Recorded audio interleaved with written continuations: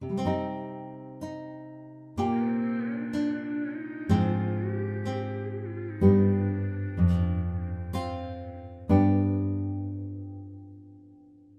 everybody.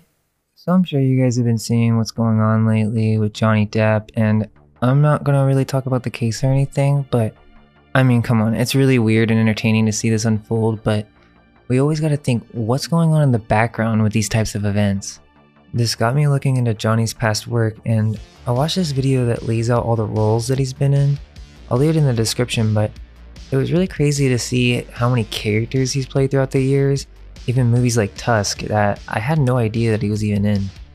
Today, I wanted to talk about a story that we all know and love, and that's Willy Wonka and his very strange chocolate factory.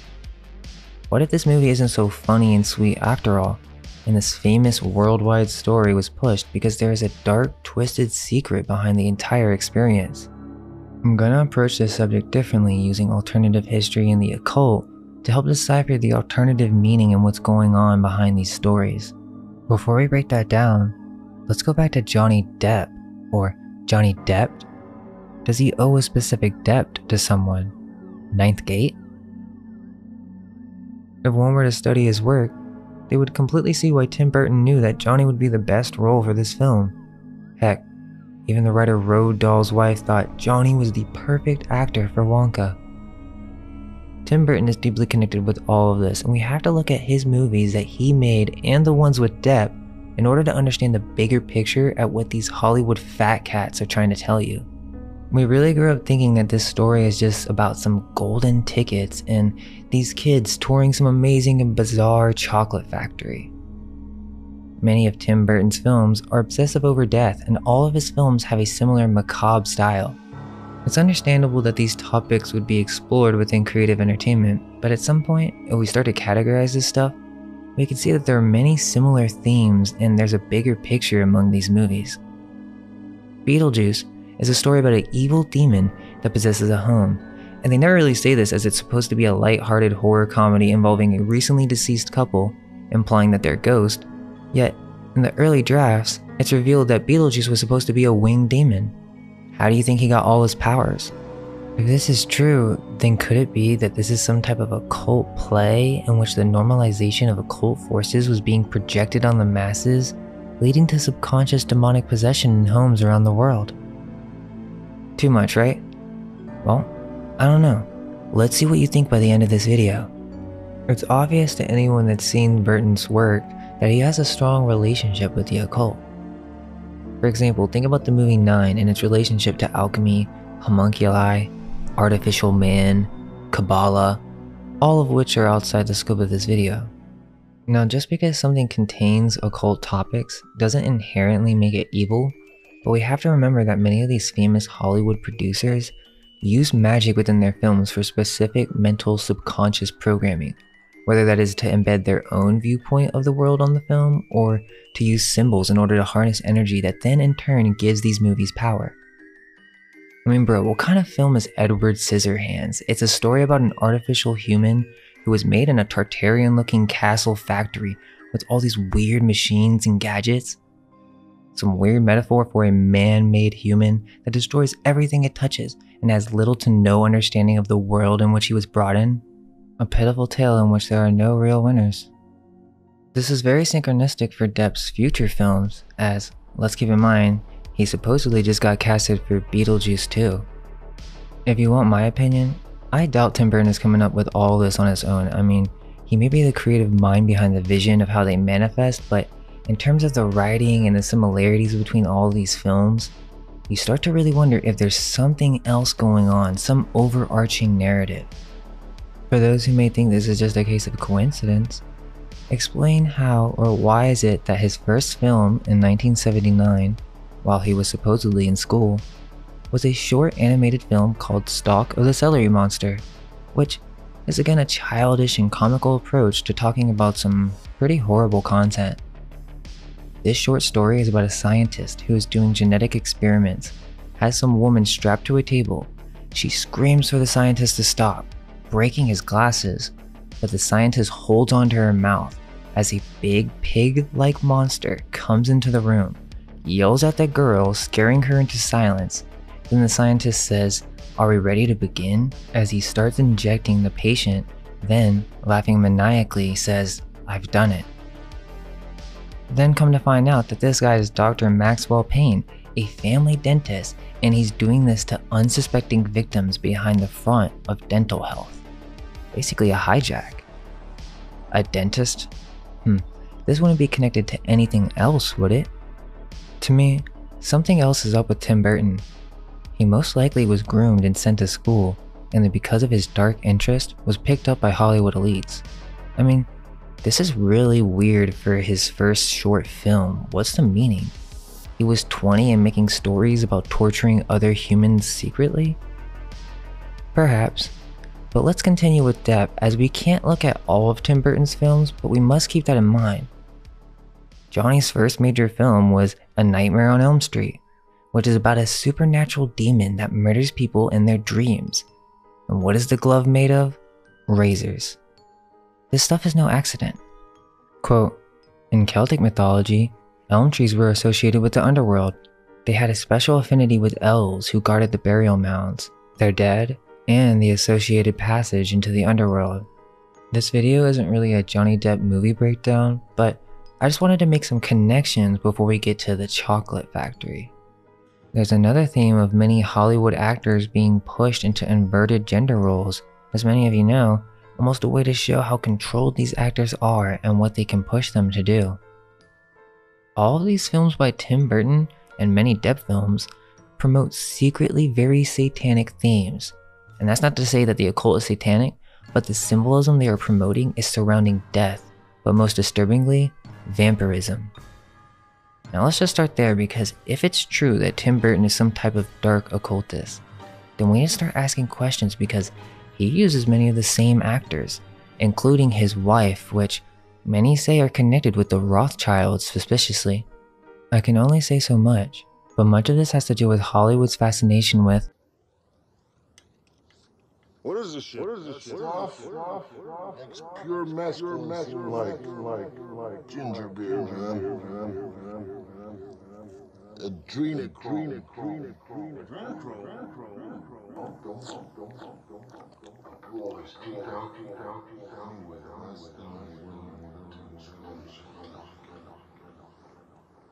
Trace the comb, put the strip.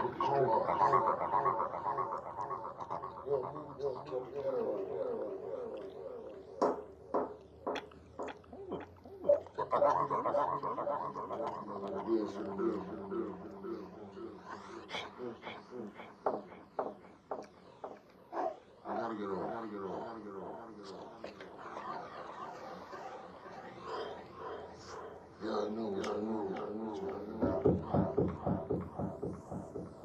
Where'd you get this? Never mind, it's episode. What kind of monster coming this time? Satanism freak. I think there's only one source for this stuff. Adrenaline ground from a living human. I know. The guy didn't have any cash. Get from me human blood said it would take me higher than it ever did. Thought he was kidding. I told him I'd just as soon have an ounce of soul pure and clean. Or maybe just a fresh adrenaline to chew on. I can already feel this. The first wave followed a combination of mescaline and methylene. Maybe I should take a swim.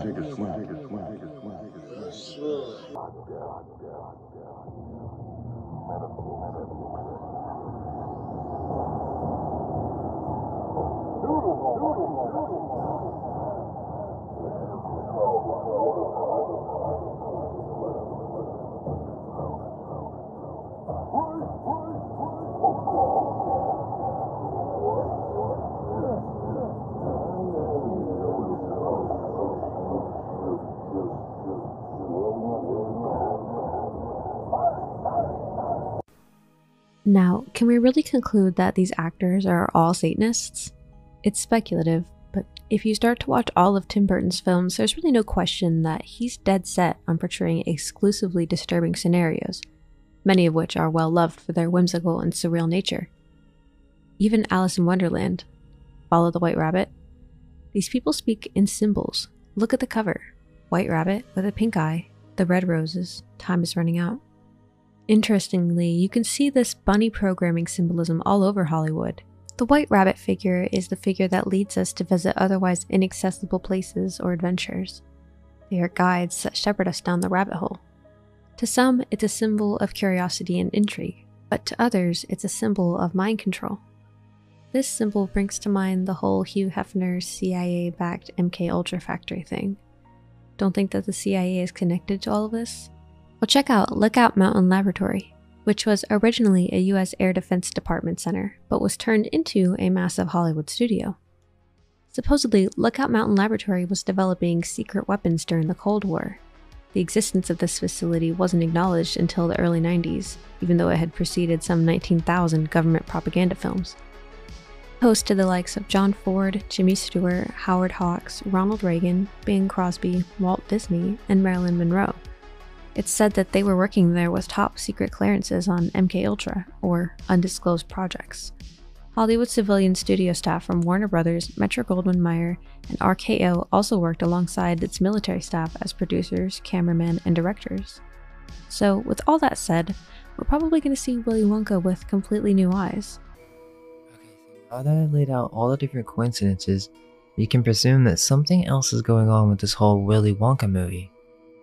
The film is based on Roald Dahl's book, but even in the original, there are some clues that hint that something else is going on behind the scenes. So let's break this down. First, we have to understand who Roald Dahl was, the stories he made, and some of the disturbing details behind the stories that are glossed over because of their childish and funny bits. However, we must look at these stories as adults with new eyes. Roald Dahl is one of the biggest children's storytellers of the 20th century. Let's also keep in mind that he served as a wing commander during World War II. He had already worked for the state and government in the past, and once we break down his writings, we can see that this was a means to send out propaganda during this time.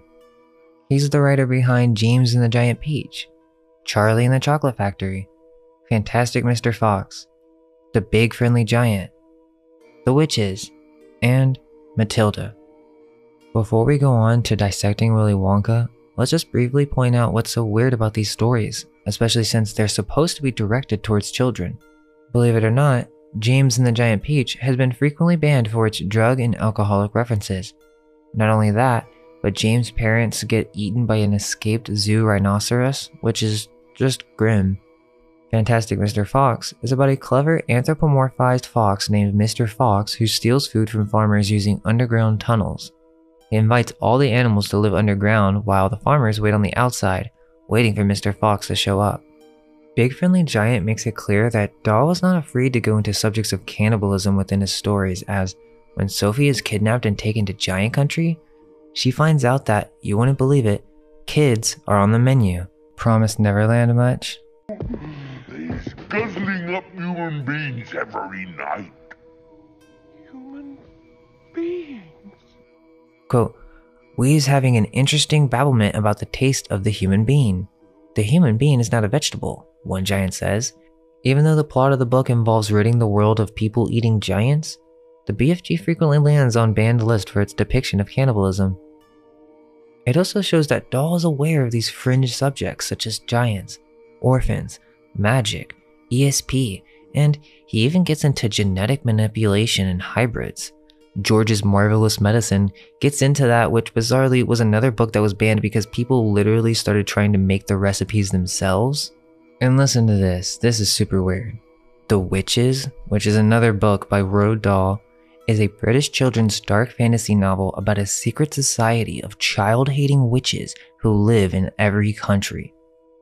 The witches are ruled by the extremely vicious and powerful Grand High Witch, who arrives in England to organize her plan to turn all of the children in England into mice. This gets back into altars. These are all symbols. They literally are telling you, why would you write a story like this when there are actual historical societies that committed similar horrendous acts? The witches in the story specifically want to kill children or control them, hence the symbol of mice. Interestingly, we have another reference of witches transforming humans into animals. This right here will make it so clear why I'm going over Roald Dahl's older works first before breaking down the Willy Wonka movie. So, in this story about witches, written by Roald Dahl, quote, "The Grand High Witch unveils her master plan. All of England's witches are to purchase sweet shops with counterfeited money printed by her from a magical money-making machine, and give away free sweets and chocolates laced with a drop of her latest creation, Formula 86 Delayed Action Mouse Maker, a magic potion which turns the consumer into a mouse at a specified time set by the potion maker.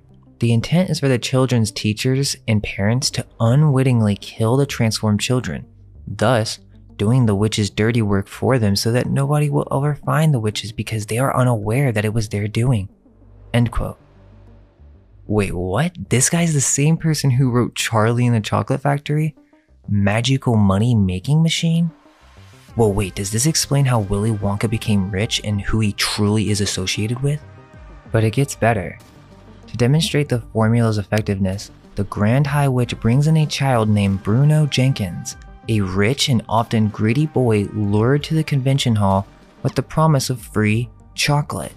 She reveals that she had tricked Bruno into eating a chocolate bar laced with the formula the day before and had set the alarm to go off during the meeting. The potion takes effect, transforming Bruno into a mouse before the assembled witches. So, this chocolate is the means in which they transformed kids, in which these witches were knowingly poisoning children through, that's right, candy. Finally, the last well-known story I want to touch on is Matilda. It's a pretty good movie, but one thing that I wanted to bring up that I always thought was really strange is how the teacher had these crazy torture machines. Things that one would see in medieval stories, and overall just really weird and degrading punishments. Like this one kid who had to eat a cake that contained the blood and sweat of the lunch lady. Trunchbull, the large principal who hates children, is a horrifying, though comical, reflection of the compulsory school industry. The most damning theme in this movie, though, is the fact that Matilda's psychic abilities are built up from the massive emotional neglect and damage that she suffers at the hands of her parents and principal. It's very similar to the experiments done in asylums, isolation, verbal abuse, the list goes on. A real-life example would be the Montauk Project, the events of which inspired the show Stranger Things. The whole premise of Charlie and the Chocolate Factory is that Willy Wonka, the eccentric owner of the greatest and biggest chocolate factory in the world, has randomly decided to open the doors of his factory so that 5 lucky children who found golden tickets can come and see.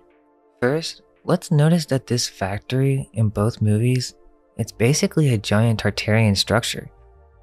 In the 2005 one, it's way more surreal and resembles a power plant, but still, it's basically an entire city, factory with underground chambers and all. So, how did Willy Wonka get so rich? I mean, in the Witch's book, they do talk about a magical money printing machine, but they never explain that in Charlie and the Chocolate Factory. I mean, Wonka's dad was just a dentist. The story says he started in a small shop on Cherry Street. Then, after making the most amazing candy, he soon became a billionaire, and with all that money, he built a chocolate factory. Okay, see, I don't really buy all that because how do you become a billionaire and just discover the world's best candy with little to no prior experience with candy, as we see that young Willy Wonka was prohibited from sugary sweets? But forgetting all that, Charlie's grandpa worked for Willy Wonka, and so he tells Charlie that Willy Wonka closed down the factory because spies started to steal his recipes. Then he shuts down the factory for a while and no one hears from him for a long time. Charlie stares at the closed down factory and ponders upon its mysteries. Just a couple days later, we find that Willy Wonka is temporarily opening the factory just to give a tour to 5 children who will win this amazing prize, and all they have to do is find these golden tickets. The whole movie is presenting this as if it was just a random event, but this simply isn't true. In fact, the entire thing is staged. Sure, the reactions from most of the people involved are genuine, but it's all a contrived series of events. In order to understand this, we're going to look at both movies, as even though the first one strayed away from the original book, there are clues that show the directors were fully aware of what was happening. What are the chances that all the people who find these tickets would be children? Why would an adult find one? And the one that did was called a fake, but how did Willy Wonka know that it was a fake? Was it because everything about this golden ticket scheme was staged and planned by Mr. Wonka? Were these children tactically chosen based on their specific attributes? Think about it. Why is it that every room is specifically designed for each spoiled child? It would have taken months to build these rooms. Even if Ty Pennington and Team Ramsey worked together, these rooms are just too specific and complex to have been made in the time they won and were on TV to the time they toured the factory. The rooms are all designed specifically to test the child who ends up dying in these rooms. And I know, the movies say that the Oompa Loompas go to rescue these children afterwards, but I suspect that this detail was added to lighten the story up and make it more palatable for general audiences. In both films, once Augustus falls into the chocolate pool, Wonka's not concerned at all, and actually, he's more worried for his chocolate. Yet, in the 2005 film, we can see that this happened right after he talked about the vacuum tube, and conveniently, it just so happened to be there once he fell in. Also, one clue is left here after the Oompa Loompas finish their song. Notice how weird Wonka's being in this movie. You can see that there's obviously something wrong with him. He's like staring off as if he knows something's about to happen, but doesn't want to seem like he's expecting something. Mike, being the clever little devil who figured out the system, knew from the very beginning that something was very off with Mr. Wonka. After the Augustus song, Charlie asks, how did they know everything? Wonka cuts him off saying, oh, it's just improv, but Mr. Salt and Mike comment that it seems rehearsed. Wonka just acts like he hasn't heard them. When Charlie asks his grandfather if the Oompa Loompas were really joking, his grandpa says, of course that boy will be fine, but the look on his face and the worried gaze tells us that he doesn't believe what he said.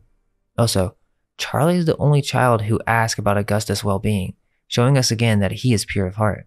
Another clue is that when they get on the boat, there are the perfect amount of seats instead of 2 empty seats, as if they knew this was going to happen, so he probably thought logically, why add more seats? This scene is also very iconic because it's basically a ritual. It's some kind of occult passage through death, hinting towards the journey that these kids are about to partake in. He starts yelling like a fanatic, reciting this really strange poem. This is what it says in the book. There's no earthly way of knowing which direction we're going. There's no knowing where we're rowing or which way the river's flowing. Is it raining? Is it snowing? Is it a hurricane blowing? Not a speck of light is showing, so the danger must be growing. Are the fires of hell a-glowing? Is the grisly reaper mowing? Yes, the danger must be growing, for the rowers keep on rowing, and they're certainly not showing any signs that they are slowing. And of course, anyone who's seen the film knows how unsettling these scenes are, especially the original film. Gene Wilder staring through everyone on the boat, screaming his lines with wide eyes, colors dancing on his face, and a boatload of very uncomfortable and scared passengers. I mean, that'd be unsettling for anyone. So yeah, could it be that this entire scene is about facing the pits of hell, where the Reaper is about to grant them passage into the underworld? Or is it just another coincidence? And is it just a coincidence that Marilyn Manson was the one who covered the song in the new one? Now I'm going to continue to explain how this whole event was orchestrated, but before that, let me just make it clear that there's definitely something strange going on with the original children's book. The original draft of the book was far more violent, with children being burned to death from the inside out, then ground into powder while screaming in agony, cut to ribbons, crushed, etc., and only Violet and Charlie were the survivors. This is also connected to the film Seven. Remember that movie about the serial killer who killed 7 people Saw-style using the victim's own vices? Well, in the original draft of Charlie and the Chocolate Factory, there were actually 7 children. And in the book, we have the same themes as the film Seven. Each child is taken out by way of their own bad habit. The difference here is that it's more of a choice, but since they're kids and obviously have no self-control, they blame is really on the parents. Wonka, having some sort of ill will towards bad parents, wants to make the parents suffer. Essentially, what we're seeing is the story of a crazed madman who set up intricate traps specifically for each parent and child to punish them in some weird, sick way. showing that he had spied on them and chosen them beforehand, and this was their just desserts. Sounds familiar? That's because Charlie and the Chocolate Factory is basically the kids' version of Saw. Does that sound insane? Well, what's a common theme in horror? Clowns. Clowns are closely associated with the fallen angels, aliens, the Elohim, the elves, the Watchers. And names aside, these are beings who watch over and punish humanity for their wrongdoings. In these movie scenarios, it seems purely for their entertainment. Jigsaw and Willy Wonka are both these Joker-like entities. The title of the movie is even called Saw. Like, I saw you do that. In Charlie and the Chocolate Factory, the first edition book, the illustrations of him really resemble Johnny Depp's portrayal of the Mad Hatter, yet another clown character. Especially in the Tim Burton film, he's got that crazy red hair, the pale face, and in fact, in a lot of the movies that Johnny Depp is in, he is made to be more pale. His natural skin color is much more tan, yet he plays so many pallid characters. I know that sounds like a lot, but hang with me. I've seen all the breakdowns on this movie, including other theorizers who seem to think that this is too far a stretch. There's no way Willy Wonka can be turning kids into candy, right? Right? Well, check it out for yourself. There were several chapters that were removed from the book. One called Spotty Powder, which also has a deleted character named Miranda Piker. This is just insane, listen to this. Quote, Spotty Powder was first published as a short story in 1973. In 1998, it was included in the children's horror anthology Scary Stories That Will Make You Scream, edited by Peter Haining. The brief note before the story described the story as having been left out of Charlie and the Chocolate Factory due to an already brimming number of misbehaving children characters in the tale. In 2005, the Times reprinted Spotty Powder as a lost chapter, saying that it had been found in Dahl's desk, written backwards in mirror writing the same way that Leonardo da Vinci wrote in his journals. Spotty Powder looks and tastes just like sugar, but causes bright red pox-like spots to appear on faces and necks 5 seconds after ingestion, so children who eat Spotty Powder do not have to go to school. The spots fade on their own a few hours later. After learning the purpose of Spotty Powder, the humorless, or I guess the enemy in this situation, smug Miranda Piker and her equally humorless father, a schoolmaster, are enraged and disappear into the Spotty Powder room to sabotage the machine. Soon after entering, they are heard making what Miss Piker interprets as screams. Mr. Wonka assures her after making a brief joke where he claims that headmasters are one of the occasional ingredients, that is, only laughter. Exactly what happens to them is not revealed in the extract. In an even earlier draft, sometime after being renamed from Miranda Grope to Miranda Piker, but before Spotty Powder was written, she falls down the chocolate waterfall and ends up in the peanut brittle mixer. This results in the rude and disobedient little kid becoming quite delicious. This early draft poem was slightly rewritten as an Oompa Loompa song in the Lost Chapter, which now puts her in the Spotty Powder mixer, and instead of being crunchy and good, she is now useful for truancy and good. Roald Dahl here is making a cruel joke about the parents eating one of their own children and thinking how delicious it tastes. What kind of madman is Willy Wonka? Not only that, but he had a plan to purposely infect the population with some type of smallpox that seems to be some reaction to eating his secret ingredient. I've given you clear evidence, not just the ones in his books, but multiple different stories that show without question that the themes of cannibalism, child torture, and mental control have been underground ideas behind all these popular children's stories. I can understand having some sort of fear factor to make an interesting story, but come on, that chapter is just way too much, and how can you ever look at Charlie and the Chocolate Factory the same again knowing that that was actually going to be included in the story? Think about the video that came out before this and how we were discussing how most candy is actually made from gluten or pigs, and if we consider what we know now, the reason why Mr. Wonka shut down his factory is because he was putting substances into the candy that were causing people to become addicted, hence why it became so popular. People started to find out, and so he was forced to close down and operate in secret. Throughout the book, it references that this ingredient is actually people, or children. Now back to showing you that this was all an orchestrated plan by a maniac. Not only are all these rooms designed for trapping and killing these children if they do not pass their test, but these children were not randomly chosen at all. They were sought out and chosen by Willy Wonka on purpose. We know this because in the end, we learn of Mr. Slugworth, which in the 2005 movie, this clue was left out, but in the first movie, Mr. Slugworth is at every scene every time a child finds the golden ticket. But wait, how was he spying on them? They came from all over the world. Was Mr. Slugworth on and off airplanes all week? Was he going on the street and looking for troublesome children and parents to follow home and spy on? Was there maybe some sort of Wonka technology involved? He does look very Men in Blackish actually, now that I think about it. So, the basic premise of the story is that Willy Wonka was getting old and needed someone to take over his factory. Because he had no one to pass it on to, he had to search for the perfect child and was willing to do anything to teach this child a lesson. So, his employee, Mr. Slugworth, or at the end of the film, Mr. Wilkinson, was tasked with finding all these children. The fact is, there was never any randomness involved.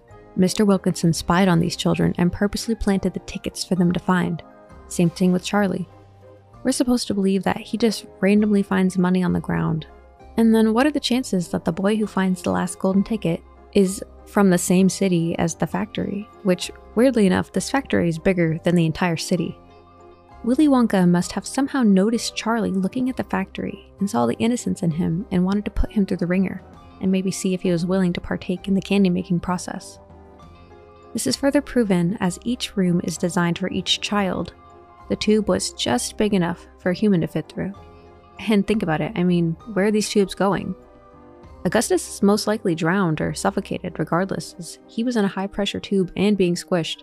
And as we enter each room, Mr. Wonka doesn't leave until the child falls for the trap that was designed for them. With Violet and the chewing gum, how could she resist a chewing gum that would never go bad? Wonka even admits in the 2005 version that he dislikes chewing gum. He finds it gross. He hates it the most. Not to mention that in real life, the Wonka brand today does not sell chewing gum. So why would he develop such a thing? How would he not know that this gum would turn her into a blueberry? It's a pretty drastic side effect. So basically, Willy Wonka has the power to turn children into fruits and other goodies by way of some sort of technology or alchemy. No one would even know how to cure such a thing. He says, "We gotta squeeze the juice out of her immediately. We will have to see how she comes out." Not sounding concerned in the slightest, and that's because he knew this was all going to happen. We even can see in some of the old illustrations that his workshop or his factory resembles old alchemical artworks. With Veruca, it's her desire to collect animals, like ponies, that ends up being her downfall. In each film, it's different, but both reference a pit for all her material desires. While in the nut room, Veruca sees a squirrel opening nuts, and as she goes to explore, Willy Wonka tells her not to, tells her to stop. Just one time though, because then he proceeds to just let her fall into the trap. He tries to find the right key as he's chuckling, again not taking this seriously at all. And with Mike, he's brought into a TV room.